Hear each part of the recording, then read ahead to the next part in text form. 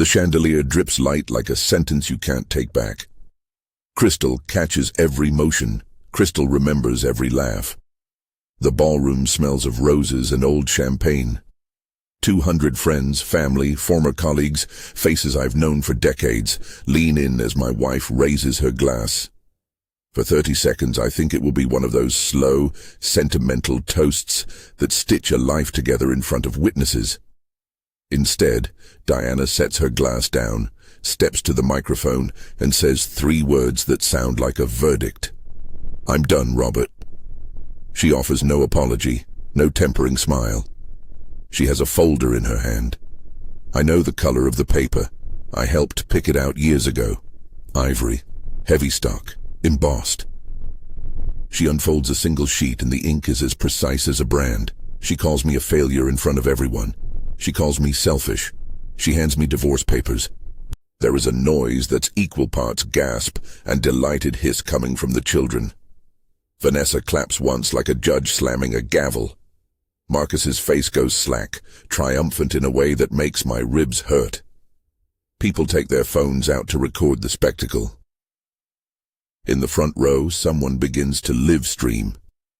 It is a performance, and we are all in our assigned roles. I sign. It is not a dramatic flourish.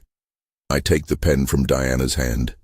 The same Parker I carried in the Treasury Department for 35 years, and I write my name in quick, disciplined strokes. I don't say anything. I don't yell. I don't plead. I fold the paper along the crease and hand it back. Then I step close enough to her ear that no one else can hear me, and I say not unkindly, "This ends tonight." People will replay the rest of the evening and count how many seconds passed between those words and my departure. They'll try to find malice or calculation in my cadence. They'll wonder if that whisper was a threat or a prophecy. What they don't see is the slow arithmetic that led me to this ballroom, the way a river leads to a cliff. Not one sudden decision, but years of addition and neglect that made this inevitable. Before I go further, I should say plainly, parts of what you'll hear are true. Parts have been compressed or dramatized for clarity. Names have been changed in places and some small details simplified to protect privacy. This is a recollection, my recollection, woven with a storyteller's trimming. It is not legal advice. It is a story about money and marriage and the brittle architecture we build when we refuse to speak the hard truths. We met when the world still believed in work as identity. Diana loved society. I loved balance sheets. She wore silk and spoke in soft declarations. I spoke in headings and footnotes. People told us we were an odd couple. We called it practical. She wanted to be known. I wanted a quiet life with numbers I could trust. For 20 years it worked like a clock. I worked late and came home with salaries and stock options in 2 neat columns. She hosted lunches that doubled as introductions. We were generous in ways that were visible in the right magazines. The trouble began quietly. It always does. There were little things at first, an extra car, a couture coat, a series of boutique charges that showed up under exotic vendor names on the monthly statement.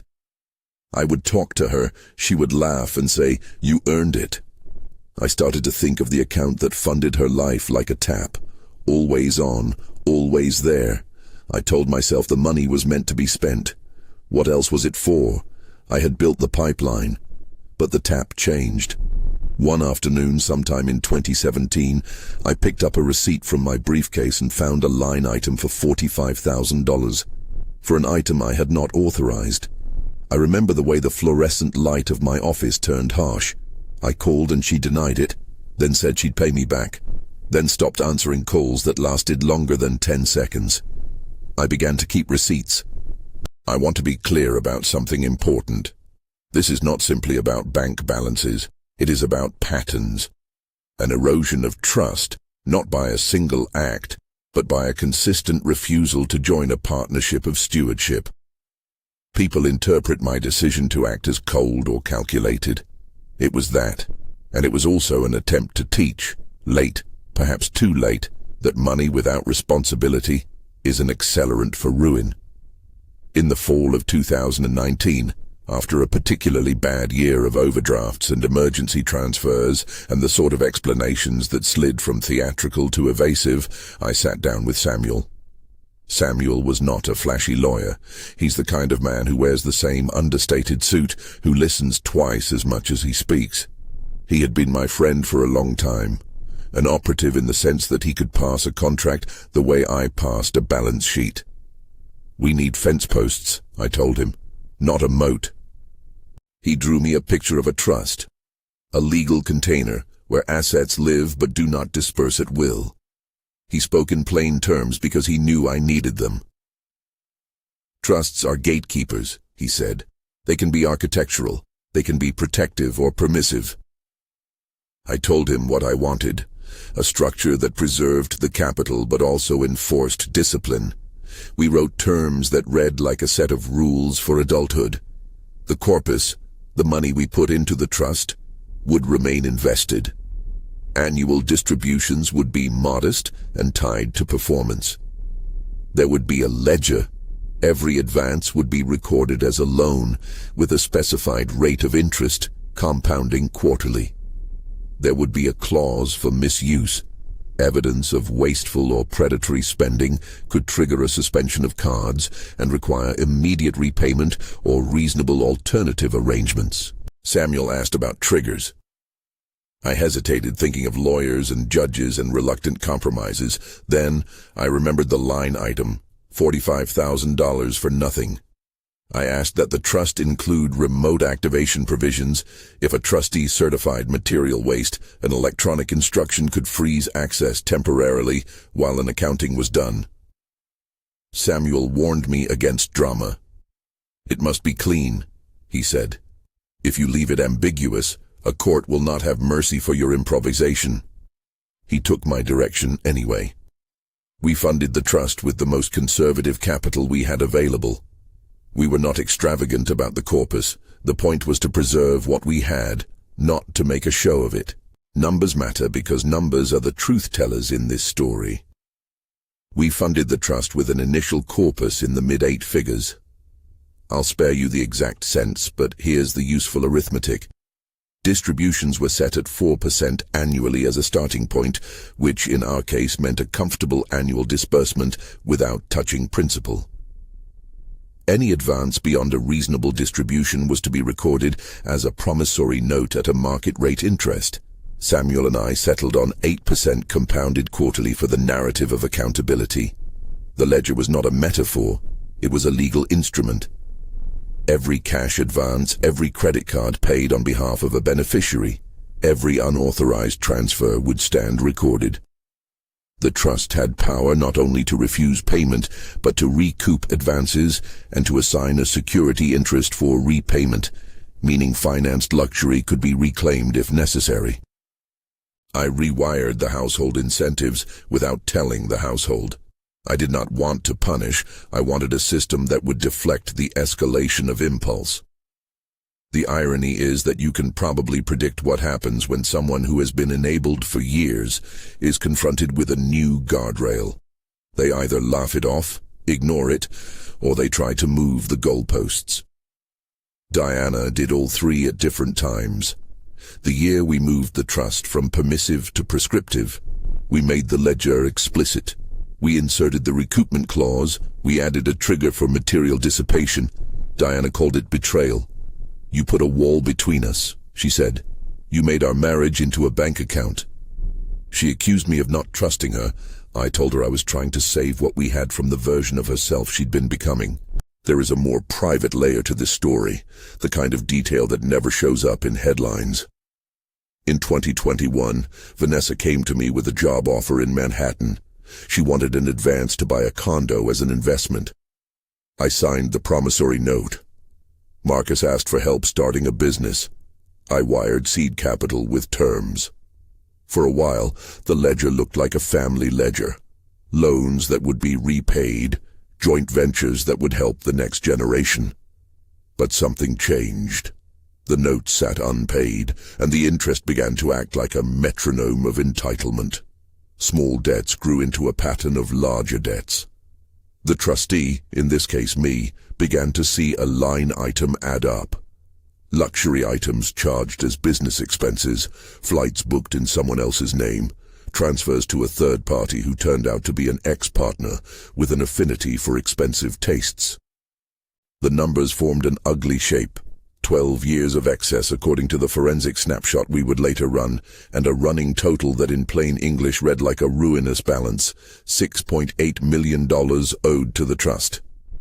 That figure becomes important again, so keep it in mind. $6.8 million, not a political talking point, but a ledger truth, a compounding of advances and fees, and yes, the way compound interest rewards indiscipline. Back in the present, after Diana gives me the papers, the room waits for the theatrical response. People expect we'll fight in the middle of the floor, that we'll clutch our vows like props. I give them none of that. I give them a signature. I give them a whisper. I walk out. Outside the ballroom, the night air is damp and neutral. I go to my car and sit for a long minute. I open my briefcase and take out my phone. I do what I have done for months, what I rehearsed quietly, so no one would accuse me of performing. I send a terse, encrypted message to Samuel. Now. He replies with a single word. Received. The mechanism is not witchcraft. It is a series of contractual instructions and an administrative tool we had agreed to use only upon certified misuse. The trustee, me, has the authority to declare suspension, to instruct our custodian to freeze cards, to direct service of notices to delinquent occupants, to authorize repossession agents when a security interest exists. I did not celebrate. I was deliberate. Later, people will say I orchestrated humiliation. They will say I timed it for spectacle. I will say I timed it to be decisive. There is an ugly kindness to decisiveness. It concentrates pain into a brief period rather than letting it seep into years. That is the calculus I made. I had planned for a cleaner, quieter activation. I had imagined a letter in the morning, a polite call, a closed loop leading to a remedial conversation. You have X days to repay, or we will proceed. But Diana's public statement made the activation unavoidable and public. When you declare war on the stage, you are making the aftermath public as well. I could have delayed, but each hour we delayed allowed the ledger to grow another line, allowed the pattern of avoidance to calcify into precedent. I chose to act. By 6 in the morning, the first messages pinged every phone linked to the trust. Cards declined at a valet. Notifications arrived like winter frost. Several luxury cars flagged for repossession, a 48-hour notice served to the primary residence, an administrative hold placed on the family's corporate account for non-essential spending. Vanessa called me crying. Marcus texted a GIF that was supposed to be a joke and read like a knife. Someone smashed a mirror at the house before the agents arrived, an act of panic, not reason. The movers were polite and quick. Men in blue uniforms carried out items that spelled a lifetime of tastes. A lacquered piano towed away, 2 of the household's 3 SUVs gone with license plates covered by tow straps, artworks crated and driven off. The ledger does not picture the house. It pictures the cost of leaving the house to chance. The first night the family slept in a motel 20 miles away. There is a certain humiliation in motels when you have been used to formality. Mattresses smell faintly of frying oil. The coffee is not worth the porcelain mug. Marcus refused to go down to the continental breakfast. Vanessa staged a small tantrum that turned quickly to exhaustion. Diana sat in the parking lot in a dress she had worn the night before and stared at her phone, making calls that did not change the ledger. That day, an ill-judged plan to remove objects from the estate without authorization culminated in a 911 call. Someone who worked for the household thought they could outmaneuver the trustee's security interest by collecting a handful of jewelry pieces from an outbuilding. Sheriff Thomas arrived with deputies and a paper trail. The man who had attempted to move the pieces was arrested for felony theft because under the security filings, those items were clearly encumbered. It was not an elegant moment. It was procedural and ugly and irreversible. When law enforcement becomes part of a family matter, the harm is civil, but it takes on the gravity of criminality in the public's imagination. I sat on a plastic chair in a motel lobby and watched the family unravel in ways that did not belong in a spreadsheet, but were its consequence nonetheless. Diana received calls from journalists who smelled drama. Friends texted with unsolicited opinions. A woman in the lobby who had seen the viral clip asked loudly and without malice, "Did you expect this?" The question landed like a small stone. I felt none of the thrill the tabloids promised. There was a hardness in my chest, a recognition that in securing capital, I had perhaps failed to secure something else vital. A series of conversations about responsibility that should have started earlier and gentler. I had built a mechanism that taught by consequence rather than counsel. For some that might be defensible, for others it would read as cruelty. Both are true. Both are an attempt to square a ledger with a heart. I called Samuel and we arranged to meet at his office. He had already begun the administrative processes, notices to custodians, draft letters to opposing counsel, a checklist of filings. "Expect pushback," he said. "Expect headlines." I had expected that. I had not expected my youngest to text me this. "You made us into a show for strangers." When the first reporter reached me, I was careful. Not evasive, careful. Sam had warned me about sound bites and morality via headlines. I gave a basic statement about stewardship and the need to enforce agreements. He must have wanted to hear outrage. Instead, I spoke in numbers. Journalists like numbers because numbers are sharp and hard to twist. I told them, at a minimum, that the trust mechanisms were activated in response to material dissipation, and that the question of whether a trustee acted within the trust terms would be determined in court, if needed. I did not solicit sympathy. I did not denounce Diana. I told the truth. An administrative action had commenced. The morning's frenzy produced 2 immediate lines of action from Diana and her counsel. First came an ethics complaint about the timing and method of activation. Public humiliation, they argued, was not the cure for marital conflict. Second was a procedural attempt to freeze the trust pending an equitable accounting. Arthur Jameson, her lawyer, slicker and louder than Samuel, issued what lawyers call a motion for temporary injunction. It read like an accusation wrapped in legal cloth. Trustee acted in bad faith, it said. The trust is a shield used to deprive beneficiaries. That would be his headline. The court had an appetite for such fights, and the press loved an old money family implosion. At the same time, someone in the family, Vanessa or Marcus or perhaps Diana herself, began to leak fragments to a gossip columnist. I received texts. "They're saying you did it for revenge." They were right that the spectacle registered as retribution to many who watched from a distance. The difference between retribution and accountability is sometimes only a matter of intent. I will not pretend I was immune to satisfaction. I will not pretend I had no regret. The truth sits between those poles in a narrow seam of consternation. We had planned for litigation. We had expected Arthur Jameson to allege everything he could. Samuel and I had run preliminary forensic accounting, the kind that numbers people do in a night when they can't sleep, fingers tracing years of transactions. We created a folder we called in private the Ledger of Excess.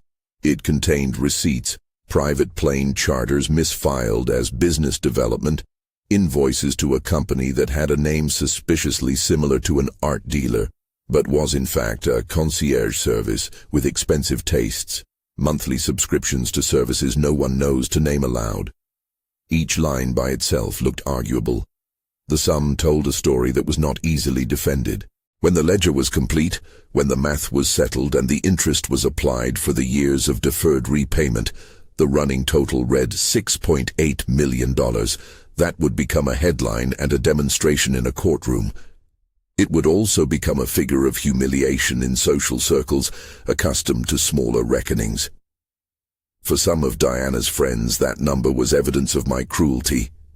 For others, it was evidence of a long endurance finally brought to tally. You can imagine the next steps. Motions, counters, temporary restraining orders, calls to judges' clerks, the quiet procurement of forensic accountants who enjoy nothing so much as reconciling months to months until discrepancies make sense.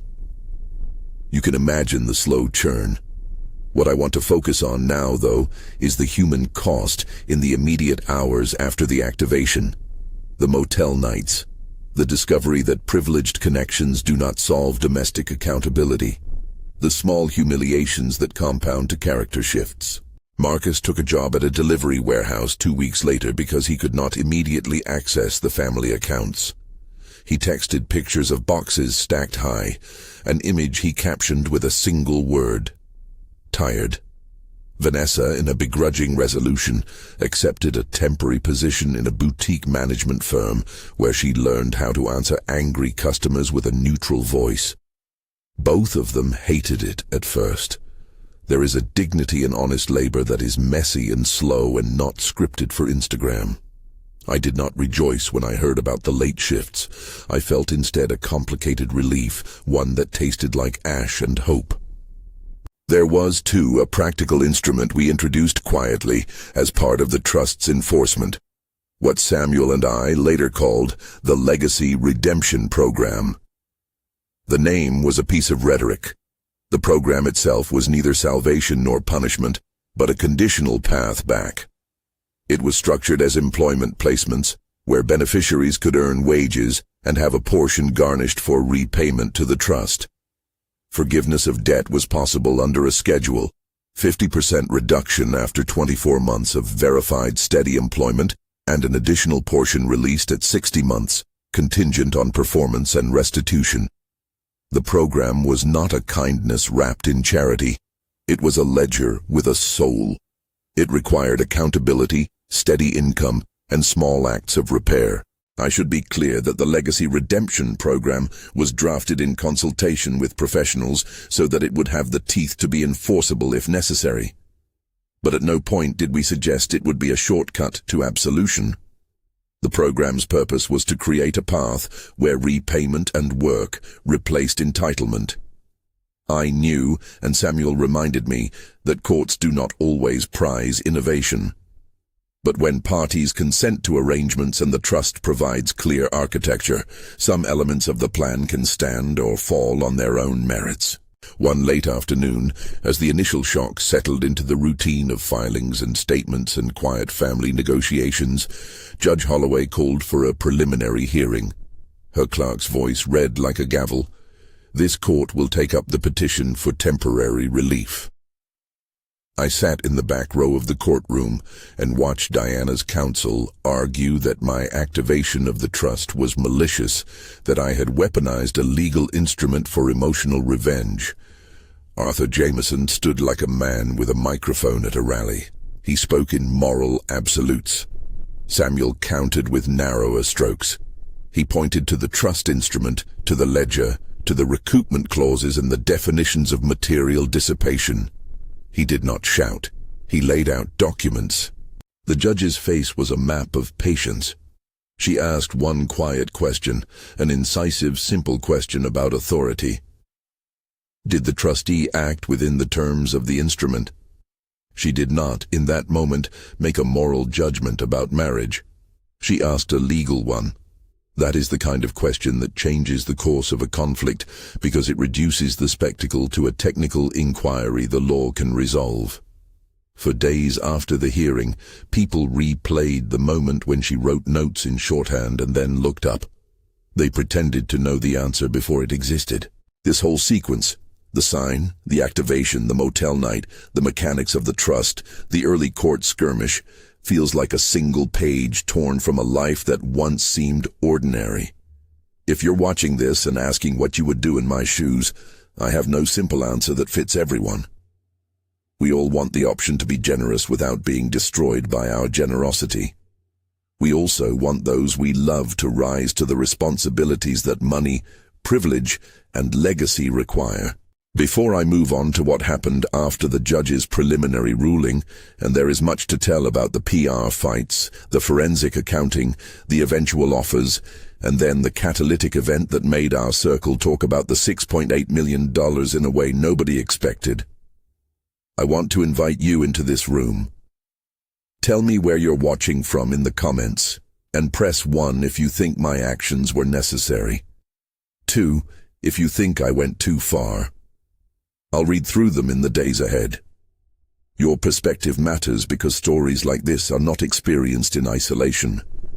They are judged in living rooms and offices, and through the judgment of friends.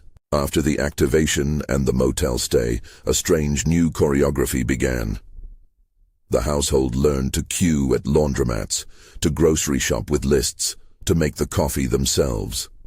Small humiliations yielded small disciplines. There were fights, quiet ones, about who folded towels and who paid for the cheap coffee. There were also moments that caught me unprepared. Diana, once a social creature who lived in the halo of invitations, began to teach herself bookkeeping to understand the ledger she'd been accused of bleeding. She sat at the kitchen table in the motel and watched online tutorials about spreadsheets. At first I thought it was humiliation's revenge. Later, I began to suspect it was curiosity. Curiosity becomes repair if people let it. At the same time, the family's social circle fractured. Some friends visited with casseroles, true friends who brought food and did not ask questions. Others sent silent messages that amounted to social exile. Journalists knocked at the door. Melissa Vaughan, a sharp columnist with a talent for nuance, wrote a piece that painted us, not as villains, but as a family in need of structural conversations we had never had. The piece did not absolve me. It did not unfairly damn Diana. It made a point that would follow this story. Enabling has a cost, and the price is sometimes paid in public when private conversations fail. The first cluster of legal filings concluded without dramatic fireworks. The court did not immediately reverse the trust's activation. That was not a triumph so much as a procedural reality. The court allowed the processes to continue while it took a slower, more deliberate look. But letting the activation stand temporarily meant the immediate consequences. The cars, the cards, the notices remained in place. This, more than any judicial pronouncement, forced the family into a new equilibrium. We were now in the middle of a war that would have financial and moral fronts. There would be forensics to come, meticulous reconciliations of years, phone logs, invoices, deposit slips. There would be PR work, damage control, op-eds, and calls to colleagues to frame the narrative. There would be criminal allegations from those who felt they had nothing to lose. I had expected the court. I had not fully expected the community that would form around the idea that money could, by its absence, be a teacher. When the sheriff's deputy first placed a notice on the house, an official 48-hour eviction, the children stood on the front steps and watched the moving vans. That image echoes. A family posed like a photograph between a life of accustomed leisure and the unglamorous repair that follows. In that photograph, people see either cruelty or courage. The difference depends on which frame you hold up. This is where I will pause, because the next sequence is a hinge. It begins with an attempted retrieval of property that leads to a 911 call, and it culminates in charges that transform a financial dispute into a criminal chapter. It also includes the early media storm that frames public opinion and the first real experiments of the legacy redemption program. Marcus's night shifts and Vanessa answering customer service calls. It is messy and imperfect and full of small, truthful moments. Nights where fatigue becomes a teacher and small paychecks start to accrete not just as currency, but as character. I do not intend to leave you suspended like a cliffhanger for the sake of melodrama. I want you to feel the tension, because the consequences that follow are not abstract. They have names and bank accounts and motel receipts. They have regrets and small beginnings of repair. And they contain a lesson I wish I had taught earlier. Accountability is neither bitter nor sweet by itself. It is the slow process that allows dignity to return if people accept it. When I step back, I see now that my whisper in the ballroom, those few words people still clip and replay, was less a threat than a promise of finality. A life of enabling had to end somewhere. I chose to end it in one concentrated moment rather than let the erosion continue in invisible steps.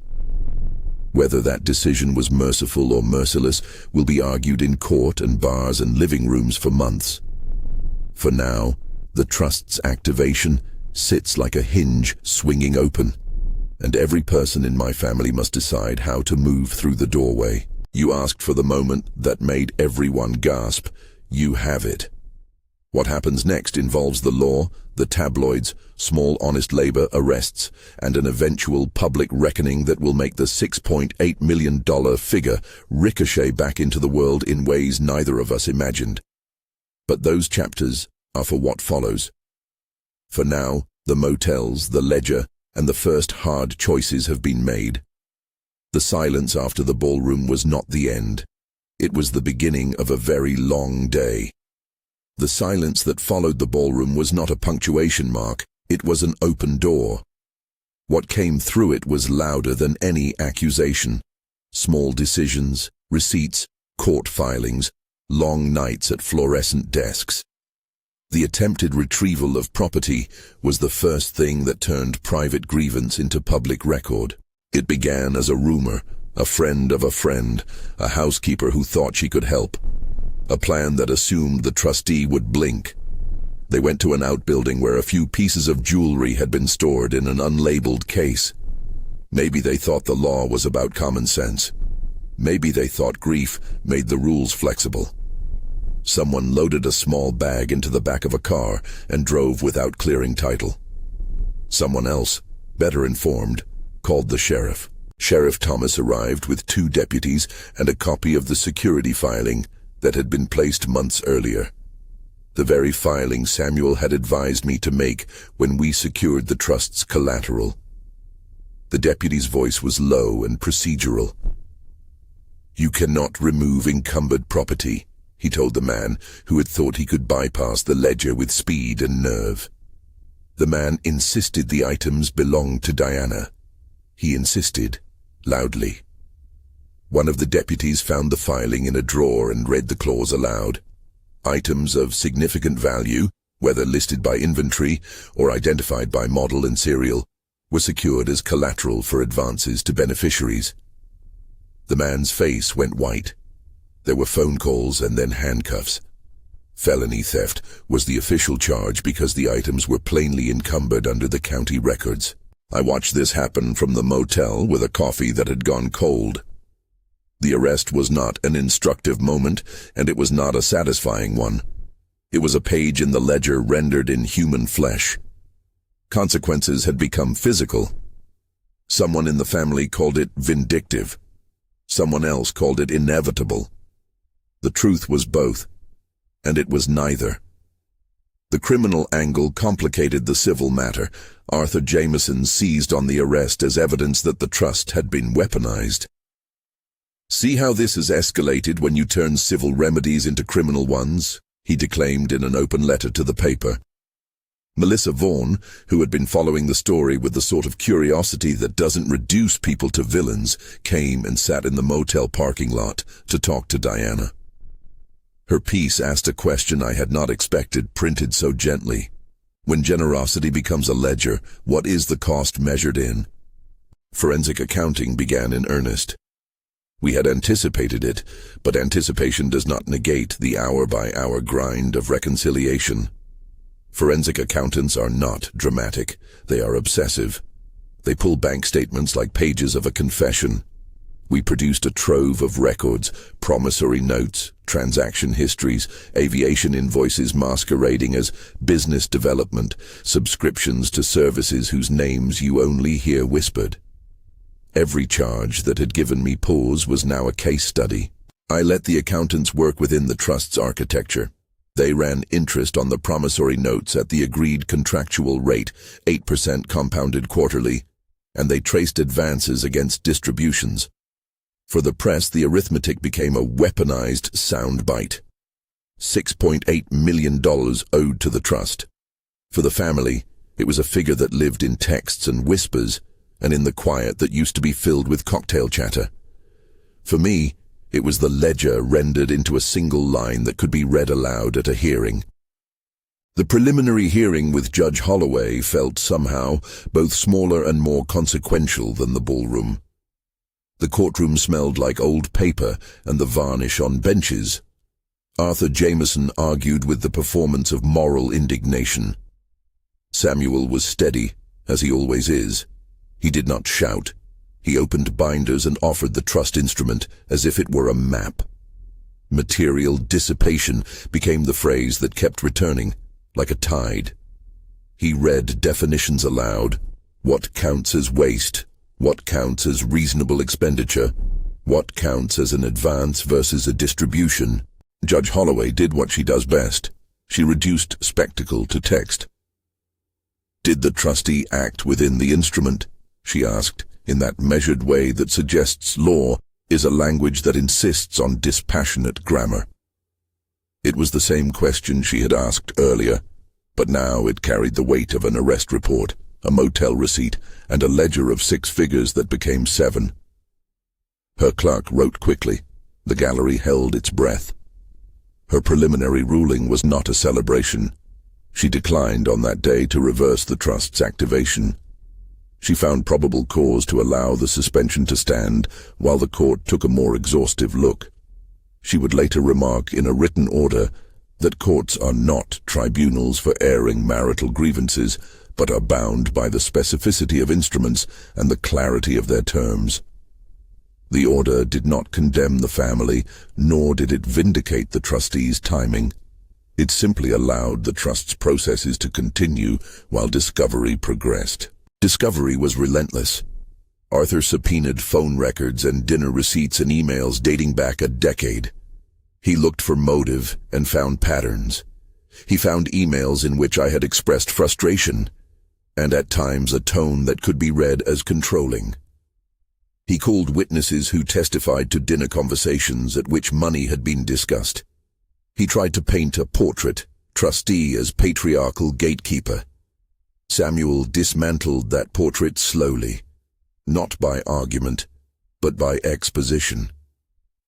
He walked the court through the trust instrument line by line, pointing out thresholds, notice requirements, and the specific grant of authority that allowed a trustee, faced with credible evidence of material dissipation, to take interim administrative actions. There was a moment in one deposition that caught my breath. Diana sat opposite me in a conference room with the light softened and the blinds down, and she read from a list of charges she said were essential to her social life. She asked the accountants aloud how a trust could mistake planes and art for cruelty. The accountants read the invoices. The grammar of the numbers did not soften. There is a strange intimacy in being cross-examined by your own life. Outside of court, PR became a secondary battlefield. Arthur's team leaked selectively. My side countered with a restrained set of statements about stewardship and contractual obligations. Melissa Vaughan published another piece that brought in neighbors and old friends who remembered a couple that had not always been defined by a ledger. She interviewed a teacher from a volunteer program Marcus had once joined. She found details of tenderness and ordinary generosity that complicated the narrative. Her column did not excuse what happened, nor did it vilify every actor. It simply insisted the story might contain more than one truth. Through all this, the Legacy Redemption Program moved from memorandum to practice. I do not claim the name was original art. It was a label that served a purpose. We presented the program in mediation sessions as an alternative to punitive measures and as a cooperative path toward recompense. The program offered employment placements with reputable partners and wage garnishment agreements to repay advances. After 24 months of verified employment, we would consider a 50% forgiveness of the outstanding balance tied to the redemption schedule. After 60 months of continued compliance and restitution, additional reductions could be earned. The program was not automatic. It required a signed consent and a schedule of verification. There were bargaining moments in mediation that felt raw. Vanessa entered a conference room with a paper bag she had already emptied out on the table. She looked tired and cleanly humiliated. Marcus folded his hands and answered questions about whether he would be willing to work in an environment that didn't revolve around networks and privilege. Diana negotiated hard. She insisted on dignity clauses, privacy protections, limits to public shaming, and a timetable that respected some semblance of independence. Samuel argued that the program would be supervised and that it had to be enforceable if the trust's creditors were to be made whole. We signed the program in a lawyer's office 2 months after the activation. That moment was not triumphant. It was procedural and necessary. Signing meant acceptance of terms, employment, wage garnishment, verification, and a pathway to forgiveness contingent on sustained responsibility. It also meant exposure. By agreeing to work, members of my family surrendered some privacy and admitted, tacitly or otherwise, that the ledger had teeth. Marcus's first job was at a fulfillment warehouse an hour from the motel where they had lived for a month. He clocked in at midnight and stood on a platform where flashlights answered to scanners. He brought home snapshots of his hands, rough and red at the knuckles, and he sent them to me with a one-word message: paycheck. Vanessa took a night shift in retail customer service, learning to answer irate calls with a neutral voice. She started an online course in retail management and scheduled classes around her shifts. The work was not soul-crushing in an existential sense. It was simply honest labor that demanded punctuality and produced small, tangible payoff. A pay stub, a bank statement, a slowly decreasing garnishment line. My role shifted from autocrat to facilitator. I monitored compliance and I wrote checklists. I am a man who has spent his life in spreadsheets. I know how to draw a line that shows progress. But my pride was tempered by awkwardness. I wrote emails congratulating Marcus on a perfect attendance record and felt something like shame at the warmth that came with it. Warmth tempered by relief. At nights I would hear him mutter half awake about boxes and routes. Vanessa called from a fluorescent break room and told me she had passed a customer service certification. Those details should have been ordinary. For me, they were small victories that felt overdue. Diana's path was not straight. She bristled in public and she buckled in private. She sat with a ledger and learned how to read its vocabulary. She took a temp job at a small non-profit doing events and, in quiet moments, began to teach herself bookkeeping. There was a scene I keep replaying in my head. Diana in a motel room at 2 a.m., a lap filled with printouts and a paperback on accounting, her face softened by concentration. It was not a redemption I had scripted. It was a person confronted with the work of repair. 2 things happened that shifted the wider narrative. The first was an internal ethics review by the County Bar Association, spurred by Arthur's complaint. The complaint alleged that I had abused the trustee relationship and weaponized a legal instrument for personal retribution.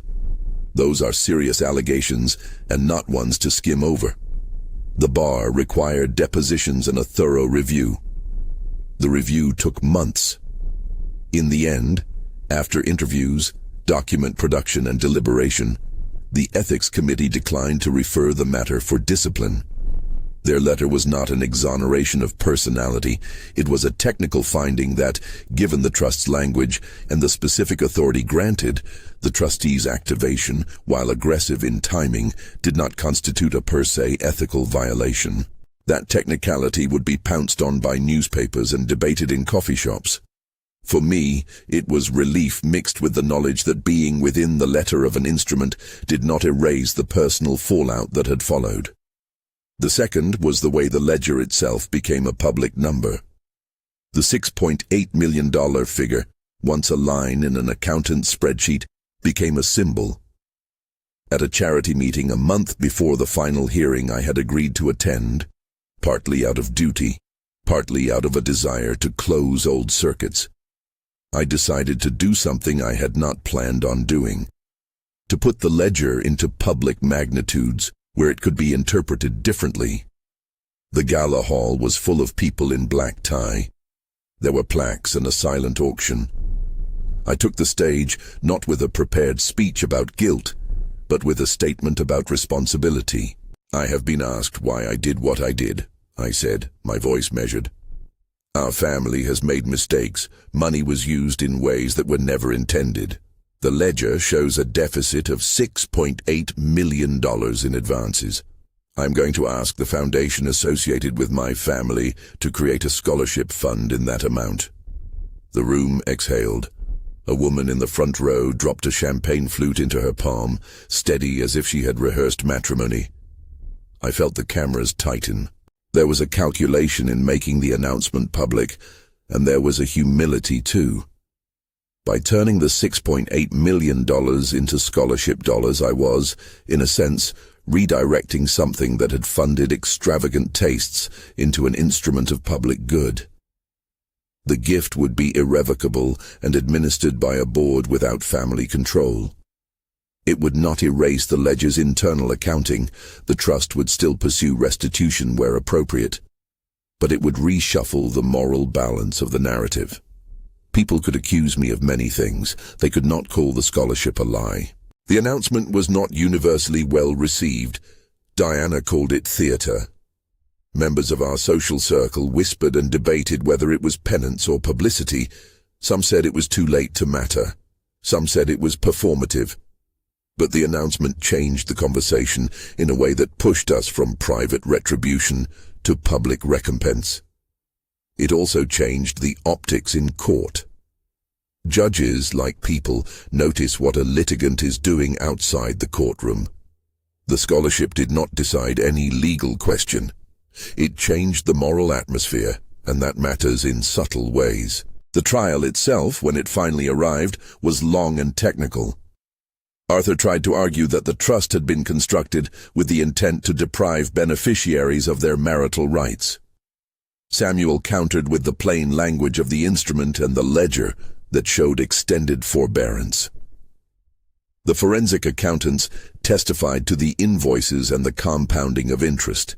They explained, without theatrical flourish, how a pattern of advances, left unpaid, accumulates into a material sum when interest is applied over years. Judge Holloway reserved judgment for weeks after the oral arguments concluded. The courthouse kitchens closed and opened on ordinary rhythms, while briefs were filed and legal minds passed precedent. When her opinion finally arrived, it was an exercise in judicial patience. She acknowledged the family's sorrow and the social consequences of the activation. She also acknowledged the clarity of the trust document and the specific language that granted the trustee authority to act upon a finding of material dissipation. Courts are not moral philosophers, she wrote. They are arbiters of the instrument.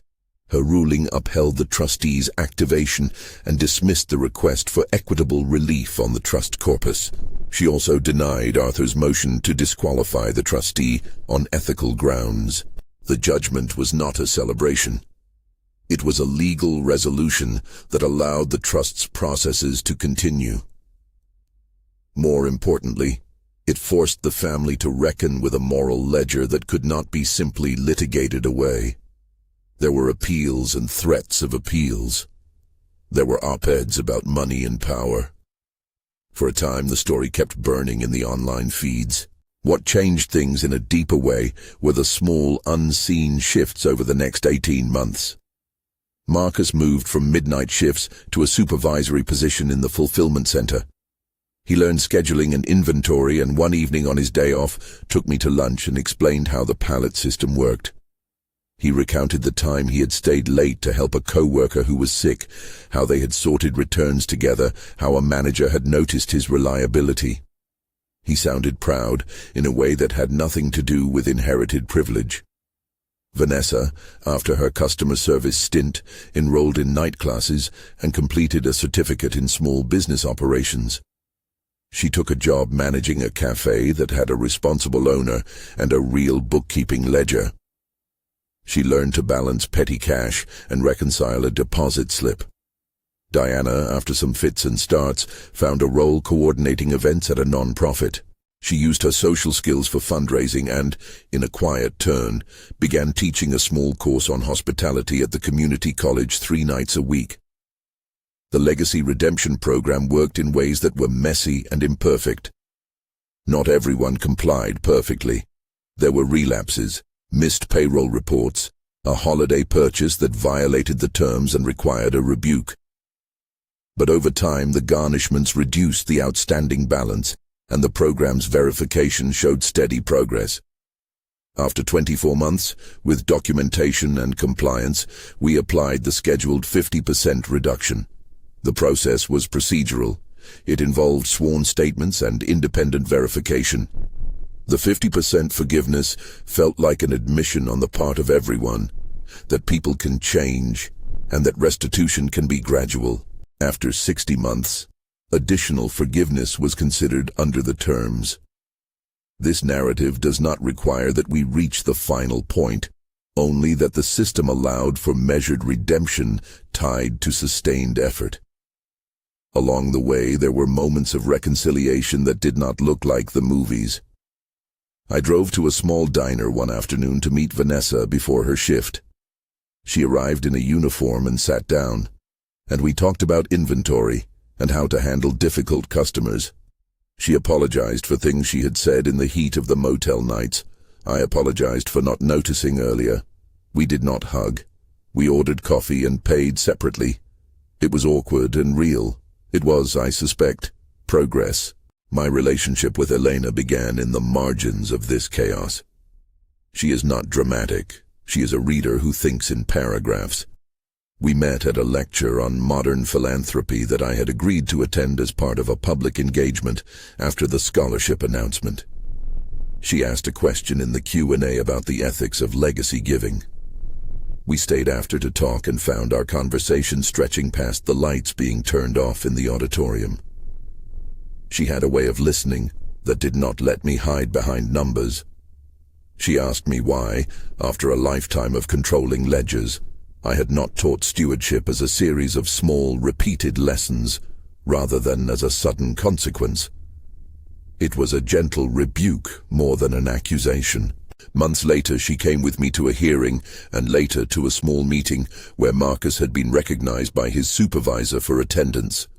She sat quietly and then asked me, when the day was done, if I regretted the way I had handled certain moments. I told her what I had told Samuel. I regretted the timing and the lack of earlier conversation. I did not regret the desire to protect the corpus. She nodded and said, "People are more patient than they get credit for, provided you show them how to be." She did not tell me what to do. She offered a way of seeing. In a villa outside Florence, because life insists on being strange and beautiful, we spent a weekend with rain on the tile and the bright line of olive trees. It was quiet and not performative. The scholarship fund had its first board meeting earlier that year, and Elena had come to talk through the governance documents. She is not a financier, but she reads contracts like she reads novels, seeking character, gauging motive, looking for the turn that allows a plot to bend.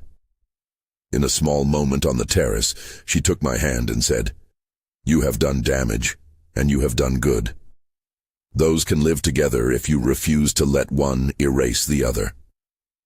It was a sentence that refused to let me be either wholly villain or wholly hero. I liked that she refused simplification. There were public moments too. The scholarship announcement created donors and detractors. Some charities returned checks rather than risk association. Others called and asked to partner. The press cycle moved through outrage to curiosity, to the occasional kinder profile. Melissa Vaughan wrote a follow-up, in which she noted the oddity of a family whose reckoning involved motels and mail-in ledgers, and the slow accumulation of work that restores both bank balances and dignity. Her piece did not solve the moral math, but it gave the family space to be seen as complicated. In court, Arthur Jameson attempted an appeal on narrow procedural grounds. Samuel replied with briefs that marshaled precedent and a careful reading of the instrument. The appellate court, in a terse affirmation, upheld the trial court's finding that the trustee acted within the instrument's plain language. That affirmation closed a legal chapter, but not the human ones. The ruling was not a moral absolution, it was a legal one. Months turned to years. The garnishment slowed the ledger. The redemption program cut debt in half after 2 years. The process was not seamless.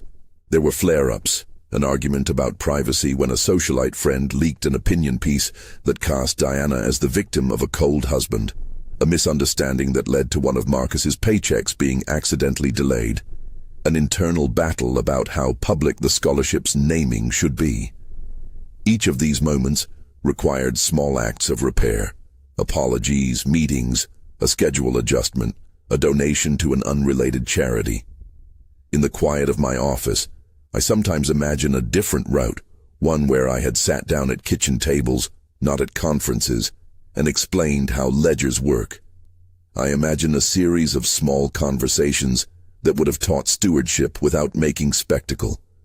I try not to sink into self-recrimination because it is unproductive. I do, however, try to learn.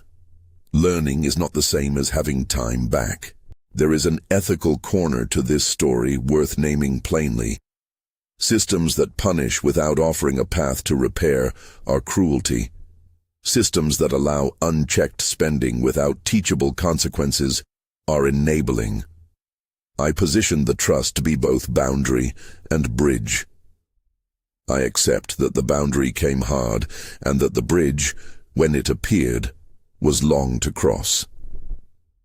The Legacy Redemption Program was not a generosity in the old sense. It was a framework in which restitution required work. That mattered because the work produced habits that money cannot buy.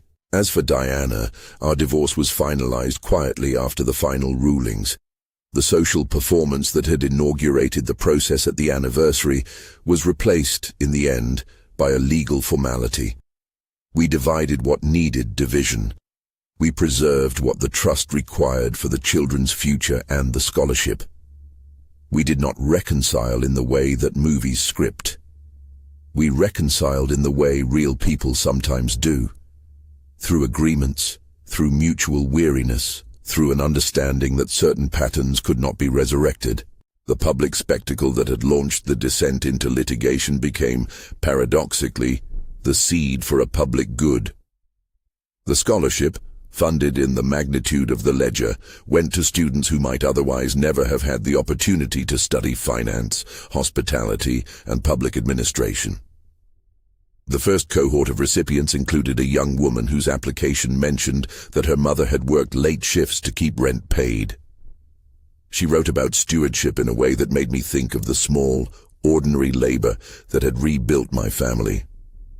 Her essay ended with a line: "Teach me how to keep what you give me." The phrase struck me because it made explicit what I had struggled to communicate. Stewardship is a taught habit, not a guaranteed inheritance. There are things I would change. I would have taught stewardship earlier. I would have had more candid conversations with people I loved, instead of assuming rules could be set and enforced without compassion. I would have invited them into the problem sooner. Those are admissions that do not exculpate me, but that contain a moral pivot. Regret without action is inert. When I think back to the ballroom and the whispered line I spoke into Diana's ear, "This ends tonight," I do not see a simple triumph. I see a man who tried to fix a system he felt slipping, and who learned the hard way that systems do not replace conversations. The activation was decisive, and decisiveness narrowed the period of uncertainty. It also widened the area of hurt. There is no tidy moral calculus that makes that trade-off painless. If you have followed this far, you have watched a story of family and finance, of law and dignity, of humiliation, and the slow work of repair. Remember this: the story has been adapted, names changed, some scenes compressed for clarity. The core truths are those of consequence and choice, not a handbook for replication. If the story prompts you to look at your own ledgers, financial or relational, do so with care and, if possible, with a conversation that comes before enforcement. There will be critics who call my actions cruel, and there will be defenders who call them necessary. Both perspectives hold truth. I have lived in their tension. In the months since, I have sought, with Elena's company and with the slow return of my family's steadiness, to convert regret into a practice. Small, repeated lessons in stewardship, an insistence that privilege must be accompanied by responsibility, a willingness to build bridges that involve work, not just words. If this story resonated, please think about someone you trust and ask them the hard questions about accountability, about gifts, about expectations. And if you have a thought about whether I was right or too harsh, leave a comment where you're watching from and share your view. If this story hit home for you, subscribe for more long-form stories about family, money, and hard truths. Share it with someone who needs to hear this.